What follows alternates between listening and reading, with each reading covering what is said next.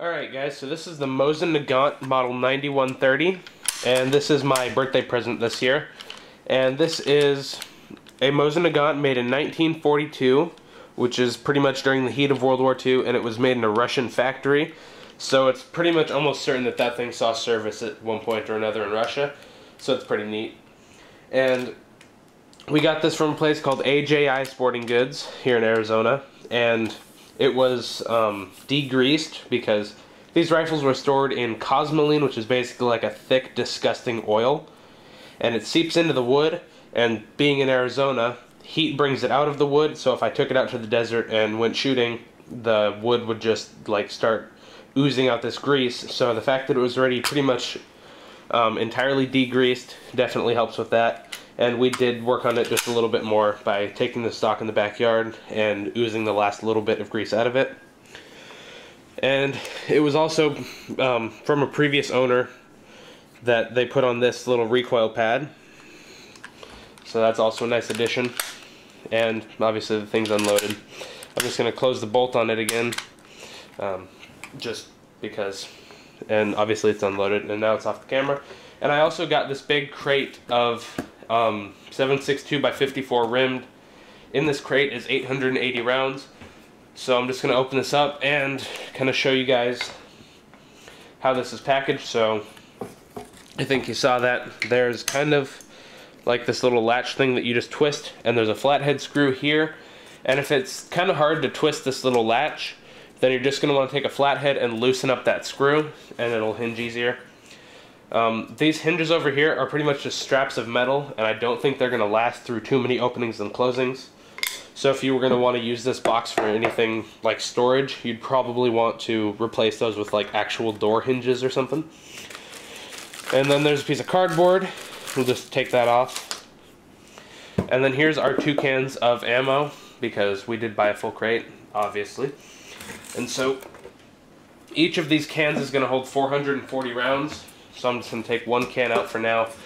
And actually, let me grab the can opener. Normally when you buy a crate, there will also be a can opener included. So I'm going to show you how that works, although I'm not actually going to use it. So I'm going to set the second can aside just because I don't know how much we're going to end up shooting and how much I'm going to want to store. Plus there's no point in having it open right now anyways.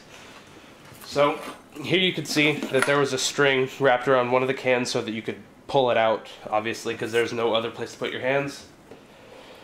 And then there's some pieces of paper with some Russian characters on it. I have no clue what any of this really means. And then obviously here's our cans. So there's also a can opener if you buy 2 of them. And basically how this works is you're just going to have to kind of hinge it onto the edge of the can like that and just push down. And you can hear that this is like sealed, so it hissed there. And you would just go around the entire can doing that. But the method that I found on YouTube quite a while ago that seems to actually be easier is to take a flathead screwdriver and a hammer and just kind of beat your way around the edge. Obviously be careful because there is live ammunition in here, but none of it's actually on the very edge, so you should be safe doing this. So I'm just going to open this up with that method, and I'll run it in high speed just to save you guys the time.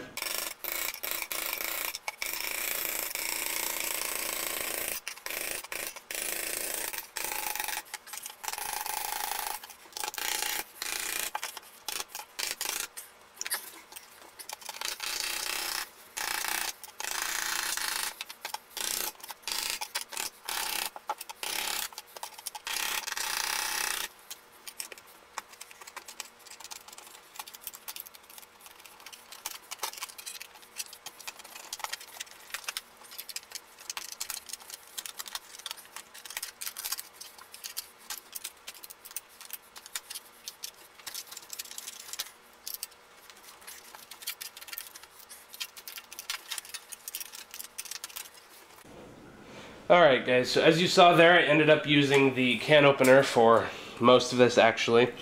And it turns out there is a reason they include that with the package. It does work very well, except it doesn't work that great when you're trying to go around these round corners. So if you have the can opener, you might want to use a compromise of using that for the straight edges and using the screwdriver method to go around these corners. And if you don't have the can opener, then obviously that screwdriver method will still work just fine. It's just going to be a little bit more difficult than if you had the can opener. But anyways, now that I've got the can open, you can take off this piece of cardboard and see how the ammo's packaged. So once again, we've got a pull string, much like we did with the can. My right hand is really sore from using that can opener, though. It's definitely nothing fun to use. So we pull on that string, and our first bag of ammo comes out, obviously so that we can grab at our other bags around it once you want to load those up as well. Just take that string off real quick. Each bag is stapled on both ends. We'll just rip the paper off one of these staples here. I'm trying not to rip it so bad that I can't put it back in here, but I also got to get it open. And we kind of fold open the inside here. And there's little flaps of paper dividing each row of ammunition. And each row has 5 rounds in it for a total of 20 rounds in this little paper package here. And you can see that they alternate as to which way they're facing. So this one is the primer end, the bullet, the primer, bullet, and the primer. And then so this next one would be bullet, primer, bullet, primer, bullet. And so we'll just pull out one of these rounds and check it out. So as you can see, these are pretty large rounds. It's definitely nothing you'd want coming at you during World War II, obviously. And there's the primer. It is also quite a large primer. And these are Berdan primed, which means you couldn't reload this case, even if you wanted to. You could modify the brass to take a boxer primer, but at that point you might as well just buy actual brass casings and, you know, reload those. So here's the casing, and here's the bullet. I don't know the bullet weight on these, but I'm pretty sure it's quite a bit. And they stopped painting the tips on these. They used to paint them silver, but some of the newer production is just an entirely copper-plated bullet.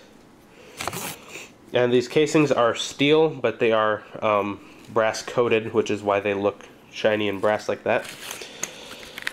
And as I mentioned earlier, there's 20 per paper package.